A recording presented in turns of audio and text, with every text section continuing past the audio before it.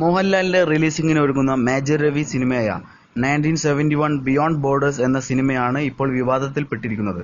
സിനിമയുടെ ട്രെയിലർ യൂട്യൂബിൽ റിലീസ് ചെയ്തിരുന്നു. ഇതിന് പിന്നാലെയാണ് വിവാദമുണ്ടായത്.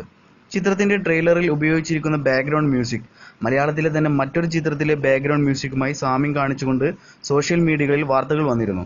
2010-ൽ റിലീസ് ചെയ്ത പൃഥ്വിരാജ് സിനിമയായ താന്തോന്നിയിലെ ബാക്ക്ഗ്രൗണ്ട് മ്യൂസിക്കുമായാണ് ഈ ചിത്രത്തിലെ ബാക്ക്ഗ്രൗണ്ട് മ്യൂസിക്കിന് സാമ്യമുള്ളത്.